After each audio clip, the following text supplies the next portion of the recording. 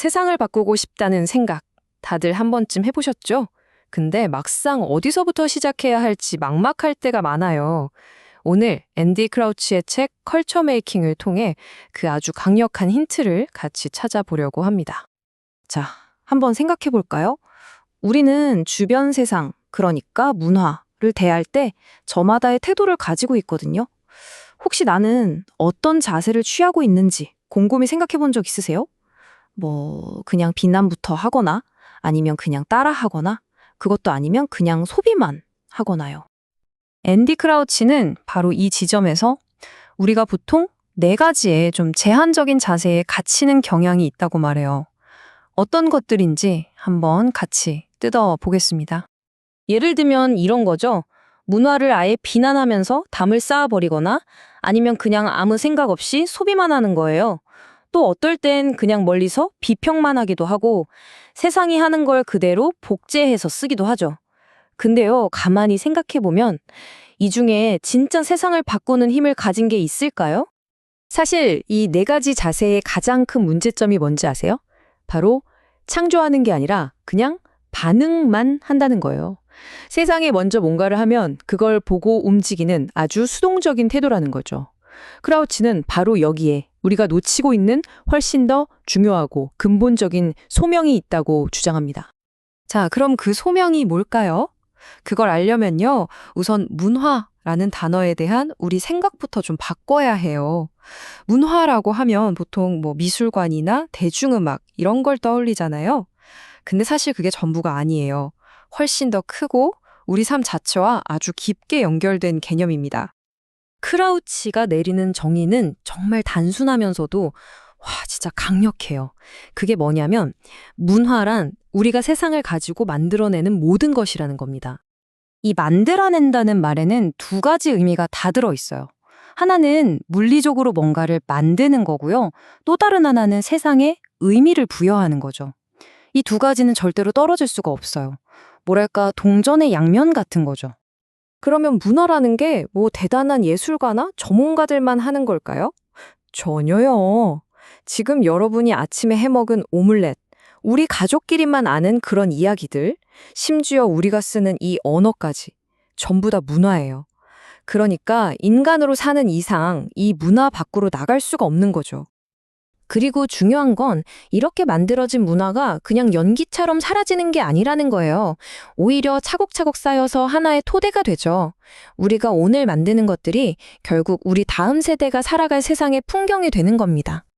자, 여기까지 오면 결론이 아주 명확해지죠? 문화를 진짜 바꾸고 싶다면 기존의 것과 싸우고 비난하는 데서 그치는 게 아니라 아예 새로운 문화를 만들어야 한다는 겁니다.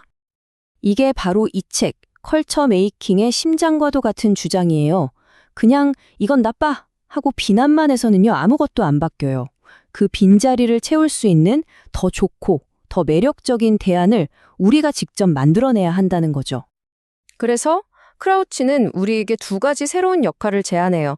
첫째는 이미 우리 문화 속에 있는 좋은 것들을 잘 돌보고 가꾸는 정원사의 역할. 그리고 둘째는 세상에 없던 새로운 것을 만들어내는 예술가의 역할입니다. 근데 여기서 진짜 중요한 포인트는 이 두 역할이 따로 노는 게 아니라는 거예요. 먼저 기존의 좋은 것들을 잘 돌보는 경작을 할 줄 알아야 해요.